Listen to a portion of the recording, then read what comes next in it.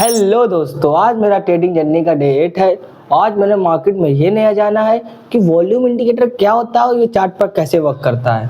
दोस्तों, कल की वीडियो में मैंने बताया था कि लीडिंग इंडिकेटर क्या होता है और लैगिंग इंडिकेटर क्या होता है, और आज मैंने वॉल्यूम इंडिकेटर के बारे में जाना है। दोस्तों, वॉल्यूम इंडिकेटर वो इंडिकेटर होता है जो छोटे से लेकर बड़े ट्रेडर तक अपने चार्ट पर इसे लगाते हैं, क्योंकि वॉल्यूम इंडिकेटर इतना बड़ा इंडिकेटर है कि लीडिंग और लैगिंग इंडिकेटर से ज़्यादा आदमी इसे वॉल्यूम इंडिकेटर को महत्व देता है। दोस्तों, आज मैंने वॉल्यूम इंडिकेटर के बारे में जाना और ये कैसे वर्क करता है चार्ट पर, इसके बारे में जाना। आज मैं आपको इस वीडियो में इसी के बारे में बताऊंगा। दोस्तों, अगर ट्रेडिंग में मैंने सही स्टार्टिंग की है एज अ बिगिनर होने के नाते सीखने में, तो आप लास्ट में कमेंट करके जरूर बताइएगा, क्योंकि आपके कमेंट से मुझे ये फायदा मिल सकता है कि वॉल्यूम इंडिकेटर को मैंने सही सीखा है कि नहीं, ये मुझे पता चल सकता है। प्लीज़ लास्ट में कमेंट करके जरूर बताइएगा। दोस्तों, अब मैं आपको बताता हूँ कि वॉल्यूम इंडिकेटर क्या होता है और ये चार्ट पर कैसे वर्क करता है। दोस्तों, वॉल्यूम इंडिकेटर वो इंडिकेटर होता है जो किसी, मान लो कोई कंपनी का एक स्टॉक है, उस स्टॉक में कितना आदमी खरीद रहा है और कितना बेच रहा है,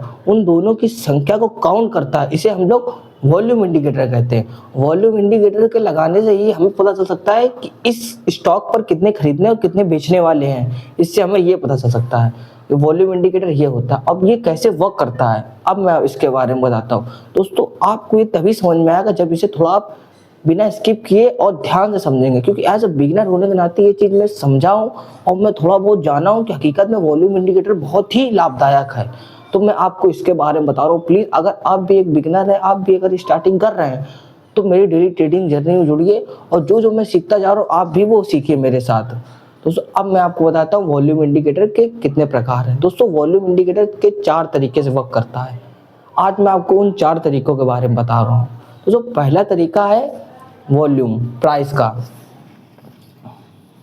दोस्तों, अगर वॉल्यूम ऊपर जा रही है और उसके साथ साथ प्राइस भी ऊपर जा रहा है, मान लो वॉल्यूम 10 से 20, 20 से 25, 30 से 35 होती जा रही है, मतलब खरीदने और बेचने वालों की संख्या बढ़ती जा रही है, और उसी स्टॉक का प्राइस भी 10 से 20, 30 बढ़ रहा है, तो ज़्यादा चांसेस है कि वॉल्यूम बढ़ रहा हो, प्राइस भी बढ़ रहा है, तो अब और प्राइस बढ़ सकता है, तो उस कंपनी का स्टॉक प्राइस में और वृद्धि हो सकती है।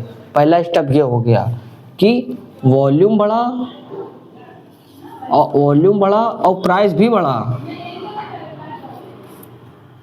तो स्टॉक का प्राइस और ऊपर जा सकता है। और नंबर 2, अगर वॉल्यूम बढ़ रहा है और किसी स्टॉक का प्राइस गिर रहा है, मतलब वॉल्यूम 10 से 20, 30 से 35, 40 तक जा रही है, खरीदने बेचने वालों की संख्या बढ़ती जा रही है, लेकिन उस कंपनी का स्टॉक का प्राइस गिरता जा रहा है, तो बहुत ज़्यादा चांसेस होते हैं कि और गिर जाए मार्केट, क्योंकि वॉल्यूम बढ़ रहा है, खरीदने बेचने वालों की संख्या बढ़ रही है, तो मतलब बेचने वाले बहुत होते जा रहे हैं, तो वो प्राइस और भी गिर सकता है। मतलब अगर वॉल्यूम बढ़ रहा है और प्राइस गिर रहा है, तो उस स्टॉक का प्राइस और डाउन जा सकता है। ये दूसरा तरीका हो गया।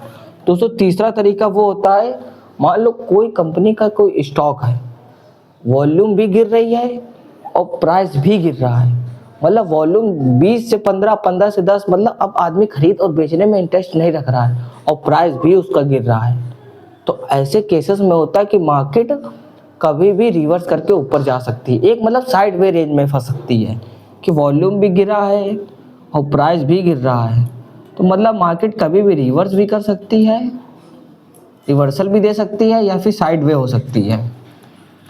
2 ही निशान है इसके।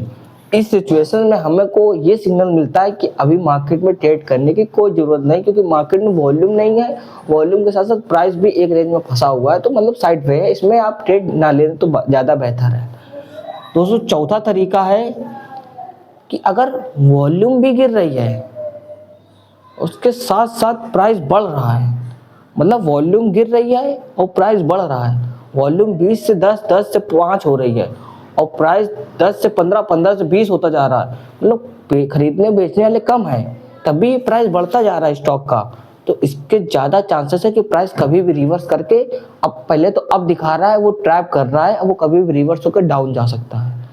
समझो कि वॉल्यूम गिर रहा है और प्राइस बढ़ रहा है, तो इसके ज़्यादा चांसेस है कि मार्केट कभी भी रिवर्स करके डाउन आ जाए। तो इस सिचुएशन में जब वॉल्यूम कम हो और प्राइस बढ़ता जा रहा हो, तो हमें बाइंग की सिचुएशन में ट्रेड नहीं लेनी है, क्योंकि हम ट्रैप हो सकते हैं। दोस्तों आज मैंने इन 4 तरीकों के बारे में वॉल्यूम के जाना, जो कि आज मैं आपको इस वीडियो में बताया। दोस्तों अगर ये चीज़ मैंने सही सीखी है तो आप लास्ट में कमेंट करके ज़रूर बताइएगा। अगर आपको भी मेरे साथ डेली ट्रेडिंग जर्नी में जुड़ना है तो इस चैनल को सब्सक्राइब करें और इस वीडियो को लाइक करें। मिलते हैं दोस्तों डे 9 में एक नई नॉलेज के साथ, जब तक के लिए बने रहिए।